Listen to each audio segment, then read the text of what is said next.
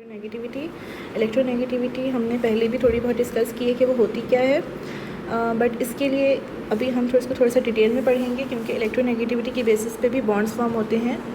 Covalent bond की हमने 2 types पढ़ी थी जिन पे वो क्लासीफाई होते हैं। थर्ड जो टाइप है वो है on the basis of electronegativity differences. तो हमें इलेक्ट्रोनेगेटिविटी के बारे में पढ़ना है कि इससे होता क्या है।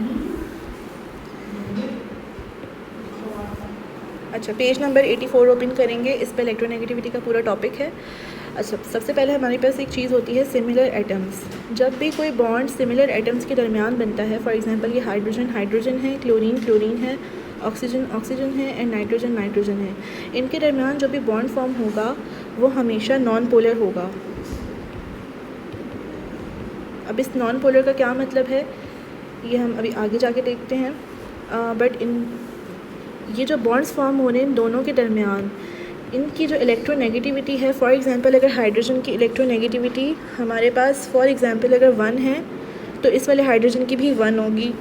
क्लोरीन की अगर फॉर एग्जांपल 2 है तो इसकी भी 2 होगी। तो इस तरह इनकी इलेक्ट्रोनेगेटिविटी सेम होगी, जिसकी वजह से क्या होगा, इलेक्ट्रोनेगेटिविटी की वजह से, सेम होने की वजह से ये जो बॉन्ड्स हैं और जो इलेक्ट्रॉन्स इनके दरमियान शेयर हुए हैं वो अपनी जगह पे ही रहेंगे। जब कोई भी इलेक्ट्रॉन शेयर होता है, for example this hydrogen and this hydrogen, इनका जो इलेक्ट्रॉन्स जब शेयर होते हैं तो ये कुछ इस तरह से हो जाते हैं, यानी कि ये मिडल में आ जाते हैं इलेक्ट्रॉन्स शेयर होके। बट अगर अभी ये सेम इलेक्ट्रोनेगेटिविटी के हैं इसलिए ये सेंटर में ही रहेंगे, लेकिन अगर डिसिमिलर एटम्स हो, फॉर एग्जांपल यहाँ H है और यहाँ फ्लोरीन है, फॉर एग्जांपल F है फ्लोरीन, तो इसके इलेक्ट्रॉन्स जब शेयर हुए हुए होंगे तो ये सिमिल एक ही जगह पे होंगे। बट ऐसा होता नहीं है, क्यों? क्योंकि इसकी इलेक्ट्रोनेगेटिविटी फ्लोरीन की बहुत ज़्यादा है। इवन सबसे ज़्यादा इलेक्ट्रोनेगेटिविटी सब एलिमेंट्स में फ्लोरीन की सबसे ज़्यादा होती है, जो कि 4 होती है। तो ये इसकी इलेक्ट्रोनेगेटिविटी इतनी ज़्यादा है, इसके अंदर फोर्स बहुत ज़्यादा है, तो ये जो इलेक्ट्रॉन जो सेंटर में था ये इसको इतना शेयर करेगा कि ये इलेक्ट्रॉन इसको अपनी तरफ अट्रैक्ट कर लेगा।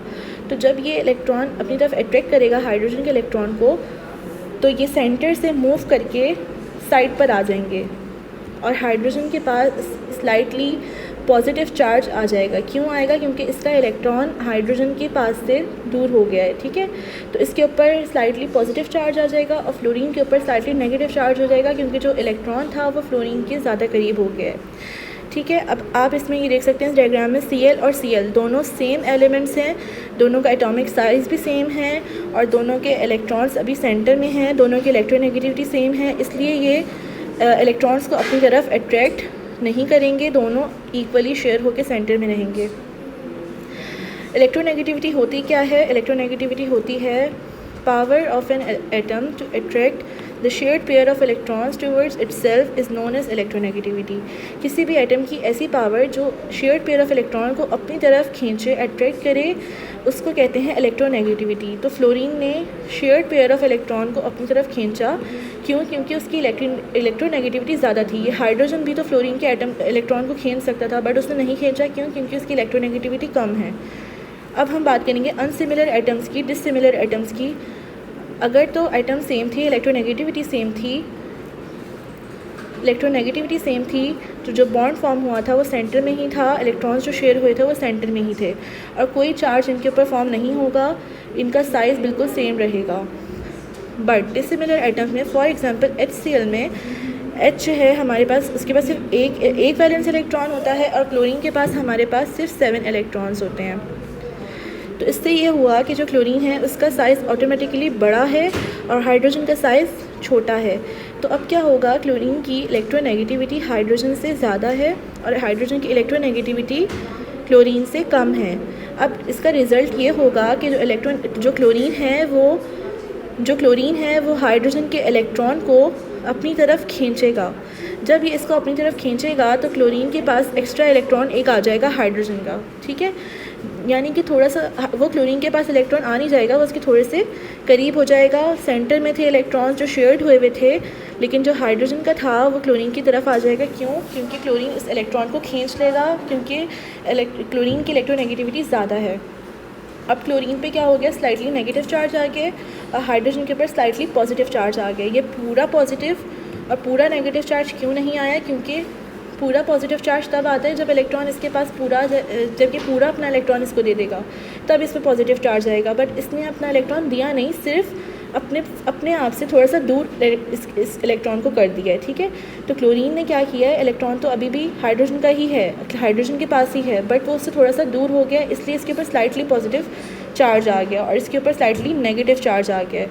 ठीक है, तो ये क्या हुआ है, इसका मैंने पहले भी बताया था कोवेलेंट, वैसे तो ये कोवेलेंट बॉन्ड है, बट इसमें हुआ क्या कि इसमें थोड़ी सी आयोनाइजेशन आ गई है। आयोनाइजेशन क्या होती है, आइंस फॉर्मेशन होती है, तो यानी कि इसमें आइंस फॉर्म हो गए हैं। अब ये जो आइंस हैं ये पूरे कंप्लीट आइंस नहीं हैं, ये पार्शियल आइंस हैं। जैसे मैंने बताया था कि ये जो सिंबल है ये पार्शियल के लिए यूज़ होता है, तो ये स्लाइटली या पार्शियली के लिए यूज़ होता है। स्लाइटली या पार्शियली पॉजिटिव और नेगेटिव चार्ज आ गया है, जिसकी वजह से हम ये कह सकते हैं कि कोवेलेंट बॉन्ड के अंदर आयोनिक करेक्टर आ गया है, थोड़ी सी आयोनिक की करेक्टरिस्टिक आ गई है इसके अंदर। ठीक है, तो ये हो गई सिमिलर और डिसिमिलर एटम्स की कहानी। अब इलेक्ट्रोनेगेटिविटी कैसे पता चली हम लोगों को सब एलिमेंट्स की। ल्यूनस पॉलिंग एक साइंटिस्ट थे जिन्होंने ये पूरा एक चार्ट बनाया है जिसमें हर एलिमेंट की इलेक्ट्रोनेगेटिविटी है। ठीक है, अब ये सारी इलेक्ट्रोनेगेटिविटी की वैल्यूज़ हैं जो हमें याद नहीं रखनी। हमें किसकी याद रखनी है, हमें एक किसकी याद रखनी है MCQs पॉइंट ऑफ व्यू से, कि हाईएस्ट इलेक्ट्रोनेगेटिविटी हमारे पास फ्लोरीन की होती है, 4 होती है। हाईएस्ट इलेक्ट्रोनेगेटिविटी होती ही 4 है और वो होती है फ्लोरीन की, और लोएस्ट इलेक्ट्रोनेगेटिविटी 0 होती है। बट हमारे पीरियोडिक टेबल में सबसे लोएस्ट इलेक्ट्रोनेगेटिविटी सीजियम की है और वो है 0.7। एक बात आपने याद रखनी है कि जो फ्लोरीन है वो हमारे पास नॉन मेटल है, फ्लोरीन मेटल नहीं है। ठीक है, और सीजियम हमारे पास मेटल है। तो जो नॉन मेटल्स होते हैं यानी कि हैलोजेंस क्या होते हैं, ग्रुप 7 के एलिमेंट्स। ठीक है, जिसमें फ्लोरीन, ब्रोमीन ये सब आते हैं, और ये हमारे पास नॉन मेटल्स होते हैं। ये गैसेस की फॉर्म में होते हैं और यहाँ फिर ये लिक्विड की फॉर्म में होते हैं। ठीक है, तो ये जो हमारे पास हैं हैलोजेंस, इनकी इलेक्ट्रोनेगेटिविटी सबसे ज़्यादा होती है, जिसमें फ्लोरीन की इलेक्ट्रोनेगेटिविटी सबसे ज़्यादा है, 4 है, और सीजियम मेटल है। मेटल्स की इलेक्ट्रोनेगेटिविटी यूजुअली कम होती है और सीजियम मेटल है, इसलिए इसकी इलेक्ट्रोनेगेटिविटी 0.7 है। ये आपसे ये 2 वैल्यूज़ याद रखनी है। ठीक है, अब पेज नंबर 84 को अच्छे से रीड कर लीजिए। नेक्स्ट हमारा टॉपिक है ionic character in a covalent bond. ये मैंने ऊपर एक्सप्लेन कर दिया है, बट इसमें आप देख लें फिर से दोबारा। जो सिमिलर एटम्स हैं यानी कि हाइड्रोजन एंड हाइड्रोजन, इनके दरमियान कोई इलेक्ट्रोनेगेटिविटी डिफरेंस नहीं है। ये जो दोनों इलेक्ट्रॉन्स हैं, ये जो दोनों एटम्स हैं, इनके जो शेयर्ड इलेक्ट्रॉन्स हैं ये अपनी ही जगह पे रहेंगे। इलेक्ट्रोनेगेटिविटी सेम होने की वजह से ये इलेक्ट्रॉन्स ये भी अपनी तरफ खींचेगा और ये भी इस इलेक्ट्रॉन को अपनी तरफ खींचेगा। रिजल्ट में क्या होगा, दोनों की एक जितनी फोर्स है, एक जितनी इलेक्ट्रोनेगेटिविटी है, तो इलेक्ट्रॉन अपनी जगह से नहीं हिलेंगे। ठीक है, अब जब हम डिसिमिलर एटम की बात करें तो हाइड्रोजन का इलेक्ट्रॉन यहाँ है, क्लोरीन का शेयर्ड इलेक्ट्रॉन यहाँ है। अब क्या होगा, क्लोरीन की इलेक्ट्रोनेगेटिविटी हाइड्रोजन से ज़्यादा है, इसकी फ़ोर्स ज़्यादा है।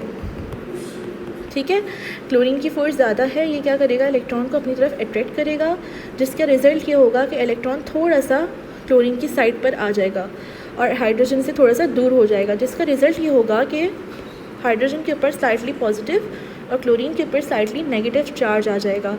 ये जो चार्जेस आए हैं इससे क्या बने हैं, पार्शियल आइंस बने हैं। तो हम कह सकते हैं कि ये था तो कोवेलेंट कंपाउंड, बट हम कह सकते हैं कि आयोनिक करेक्टर भी एग्जिस्ट करता है कुछ कोवेलेंट कंपाउंड्स में, बट सिर्फ उन आयोनिक करेक्टर सिर्फ उन कोवेलेंट बॉन्ड्स में एग्जिस्ट करता है जो डिसिमिलर एटम्स के दरमियान फॉर्म होता है। For example hydrogen chlorine, hydrogen fluorine, या कोई भी इस तरह का एटम। ठीक है, जो सेम होंगे, for example hydrogen hydrogen, oxygen oxygen, nitrogen nitrogen, chlorine chlorine, इनके दरमियान जो बॉन्ड्स फॉर्म होंगे उनमें कोई इलेक्ट्रोनेगेटिविटी डिफरेंस नहीं है। इसकी वजह से जो इलेक्ट्रॉन शेयर होगा वो अपनी जगह पे रहेगा और इनके ऊपर चार्जेस नहीं आएंगे। जब चार्जेस नहीं आएंगे तो ये स्लाइट आइंस नहीं बनेंगे, और जब स्लाइट आइंस नहीं बनेंगे तो हम ये नहीं कह सकते कि पोलर कंपाउंड्स में पोलर कोवेलेंट कंपाउंड्स में आयोनिक करेक्टर एग्जिस्ट नहीं करता। ठीक है, अच्छा, ये हमारे पास ये जो सिमिलर एटम्स हैं हमारे पास, ये कहलाते हैं, ये कौन सा बॉन्ड बनाते हैं हमेशा, ये बनाते हैं नॉन पोलर कोवेलेंट बॉन्ड या प्योर कोवेलेंट बॉन्ड, ठीक है। ये कंप्लीट कोवेलेंट बॉन्ड्स हैं, लेकिन अगर डिसिमिलर एटम्स होंगे इलेक्ट्रोनेगेटिविटी की डिफरेंस की वजह से इनके दरमियान जो बॉन्ड फॉर्म होता है इसको हम कहते हैं पोलर कोवेलेंट बॉन्ड, यानी कि आयोनिक कैरेक्टर सिर्फ और सिर्फ पोलर कोवेलेंट बॉन्ड्स में देखा जाता है, ठीक है। उसके बाद ये वाला चार्ट अपनी कॉपीज़ में आप सबने नोट करना है। इलेक्ट्रोनेगेटिविटी डिफरेंस की वजह से अगर हमारे पास दो कंपाउंड्स फॉर्म हो रहे हैं और उस एक कंपाउंड में दो एटम्स जो हैं या दो एलिमेंट्स जो हैं उनकी हम इलेक्ट्रोनेगेटिविटी की वैल्यू देखेंगे लिनस पॉलिंग के चार्ट से और फिर उनका हम डिफरेंस निकालेंगे। डिफरेंस क्या होता है? सब्ट्रैक्ट करने को डिफरेंस कहते हैं। तो जब हमने उनका डिफरेंस निकाला और अगर वो 1.7 से लेके 4.0 के दरमियान या 4.0 आया तो वो जो बॉन्ड कहलाएगा वो कहलाएगा आयोनिक या इलेक्ट्रोवैलेंट बॉन्ड, ठीक है। दो ऐसे एटम्स जिनका इलेक्ट्रोनेगेटिविटी डिफरेंस 1.7 से लेके 4.0 तक है वो आयोनिक या इलेक्ट्रोवैलेंट बॉन्ड कहलाएंगे। अगर 0.3 से 1.7 है वो पोलर कोवेलेंट बॉन्ड कहलाएंगे और अगर 0.0 यानी कि 0 से लेके 0.3 तक हैं तो वो नॉन पोलर या प्योर कोवेलेंट कंपाउंड्स कहलाएंगे। पहला हमारे पास है नॉन पोलर कोवेलेंट बॉन्ड या प्योर कोवेलेंट बॉन्ड, ठीक है। इलेक्ट्रोनेगेटिविटी डिफरेंस कितना है? 0 या फिर 0.3 तक, ठीक है। 0.1, 0.2 या 0.3, ठीक है। तो लिनस पॉलिंग स्केल के मुताबिक अगर दो कंपाउंड्स का इलेक्ट्रोनेगेटिविटी डिफरेंस इलेक्ट्रोनेगेटिविटी सेम हो और उनका डिफरेंस जो है वो 0 से लेके 0.3 तक आए तो वो हमारे पास क्या कहलाता है? नॉन पोलर या प्योर कोवेलेंट बॉन्ड, ठीक है।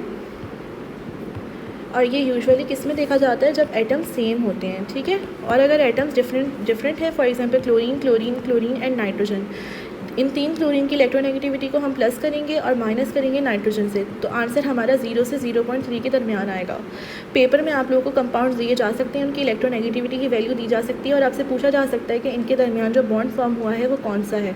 तो आपको क्या करना होगा? उन इलेक्ट्रोनेगेटिविटी वैल्यूज़ को जो स्पेसिफिक रिस्पेक्टिव एलिमेंट्स की होंगी उनको आपने माइनस करना है और फिर उसका जो आंसर होगा आपने इस रेंज में उसको रख के देखना है। ये रेंजेस आपको याद करनी है, इस रेंज में रख के देखना है कि वो किस रेंज में आ रहा है, तो फिर आपने उसके मुताबिक आपने कहना है कि ये वाला बॉन्ड है। नेक्स्ट हमारे पास पोलर कोवेलेंट कंपाउंड है, पोलर कोवेलेंट बॉन्ड है। इनमें क्या होता है? स्लाइटली पॉजिटिव और स्लाइटली नेगेटिव चार्ज आ जाता है। इसमें इलेक्ट्रोनेगेटिविटी डिफरेंस कितना है? 1.7 से 0.3 से 1.7 के दरमियान है, ठीक है।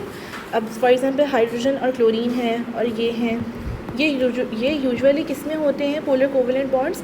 डिसिमिलर एटम्स के दरमियान पोलर कोवेलेंट बॉन्ड्स बनते हैं और इन्हीं में क्या होता है? आयोनिक कैरेक्टर फॉर्म होता है, ठीक है। आयोनिक कैरेक्टर क्या है? ये slightly positive, slightly negative, slightly positive, slightly negative. Last हमारा है इलेक्ट्रोवैलेंट बॉन्ड, जो हमने सबसे पहले अपने पार्ट 1 में पढ़ा था, इलेक्ट्रोवैलेंट बॉन्ड जिसको हम आयोनिक बॉन्ड भी कहते हैं। तो इनका इलेक्ट्रोनेगेटिविटी डिफरेंस क्या आता है? 1.7 से 4.0 के दरमियान आता है।